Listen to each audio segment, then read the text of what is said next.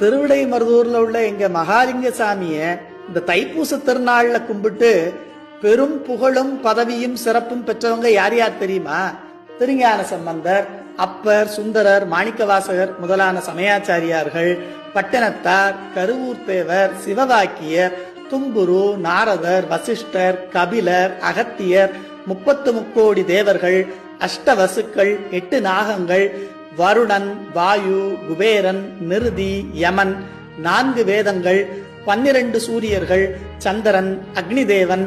4 தந்தங்களை உடைய ஐராவதம், இந்திரன், 1 கோடி உருத்திரர், லட்சுமி, சரஸ்வதி, துர்காதேவி, விஷ்ணு, பிரம்மா, விநாயகர், முருகப்பெருமான், எல்லாத்துக்கும் மேல இந்த உலகத்தையே காத்து ரட்சிக்கும் பார்வதி தேவின்னு எல்லாருமே எங்க திருவிடைமருதூர் மகாலிங்க சாமியை பணிஞ்சு வணங்கி வரம் வாங்கித்தான் இந்த பெருநிலையை அடைந்தார்கள். இதை மூவா முதல்வ முக்கண் செல்வ தேவதேவ திருவிடை மருத மாசரு சிறப்பின் வானவர் ஆடும் பூசத்தீர்த்தம் புறக்கும் பொன்னி ஐராவணத்துறை ஆடும் அப்ப கைலாயவான கௌரி நாயக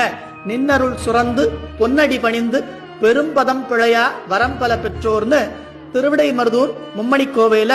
பட்டினத்து பிள்ளையார் அருள் செய்கிறார். அதனால நீங்க எல்லாரும் இங்க திருவிடைமருதூர் மகாலிங்க சாமி கோயில்ல நடக்கும் 10 நாள் திருவிழா தைப்பூசத்துக்கு வாங்க, இடைமருதர் அருளை வாரிட்டு போங்க.